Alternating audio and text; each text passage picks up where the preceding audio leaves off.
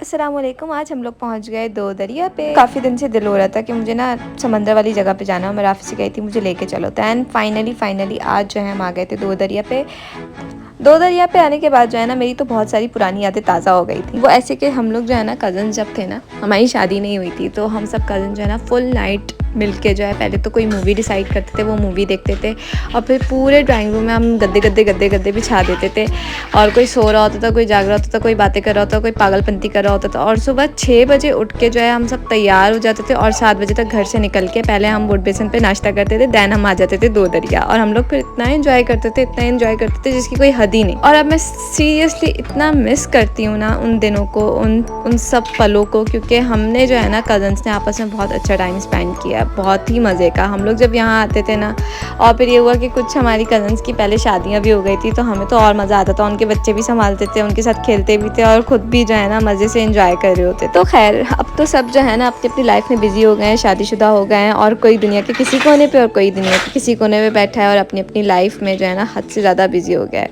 Anyways, मैं जो हूँ ना अपने कज़न्स के अलावा मेरा एक बोनस पॉइंट ये भी था कि मैं ऑफिस में जॉब करती थी, तो वहाँ से भी जब मुझे ज़्यादा डिप्रेशन फील होता था, एंजाइटी होती, तो मैं ना अपनी किसी न किसी फ्रेंड को पकड़ के इधर सी साइड पे ले आती थी। हम लोग यहाँ बैठते थे, बातें करते थे, थोड़ा माइंड डाइवर्ट हो जाता था। नॉट दो दरिया, क्योंकि इतना सेफ नहीं है यहाँ पे अकेले आना, तो हम ज़्यादातर सी साइड पे चले जाते थे। फिर वहाँ से कुछ खा पी के आगे पीछे से फिर हम अपने अपने घर को निकल लेते थे। मैंने जो है ना अपनी bachelor life full on enjoy की, क्योंकि मुझे जो है ना अपने पापा की तरफ से पूरी जो है ना इंडिपेंडेंसी थी। मतलब मुझे कोई टेंशन ही नहीं होती थी, because it was all about trust. मेरे पापा को मुझ पर इतना ट्रस्ट था, उनको पता था उनकी बेटी जो है ना चीज़ों को लेकर थोड़ी क्रेजी है, बट वो कभी भी उनका ट्रस्ट ब्रेक नहीं करेगी। और अल्हम्दुलिल्लाह कभी ऐसी नौबत आई भी नहीं। खैर हम जो है ना यहाँ पे आ गए थे दो दरिया पे, और यहाँ पे मैंने फैमिली के साथ भी बहुत इंजॉय किया। मुझे तो इतना मज़ा आ रहा था बैठे बैठे और जो है ना समंदर की नहरें देखने में।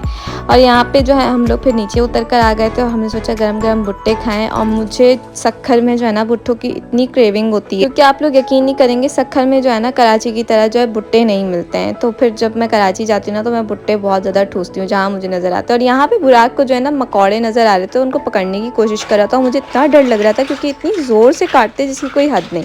खैर फिर हम यहाँ आ गए थे। मुझे ऐसा लग रहा था यहाँ पे ना 2 नंबर काम चल रहा है, लेकिन नहीं 2 नंबर काम नहीं चल रहा। दरअसल ये भाई जो है ना केकड़े और मछली पकड़ने का सामान बेचे थे, और मुझे ऐसा लगा जो है ना कि ये भाई साहब जो है ना पता नहीं यार क्या बेचे, कोई नशे वाली चीज़ तो नहीं बेचे। तो चलो चल के देखते हैं। मुझे इतनी ज़्यादा क्यूरियोसिटी हो रही थी। खैर मैंने देखा ऐसा कुछ भी नहीं था, वो सिर्फ अपना बेचारे सामान बेचे थे। हरू भरू में मैंने उनको बदनाम। खैर अब हम आ गए थे घर, और मैं आज का ब्लॉग करती हूँ एंड। आज का ब्लॉग मेरा छोटू सा था।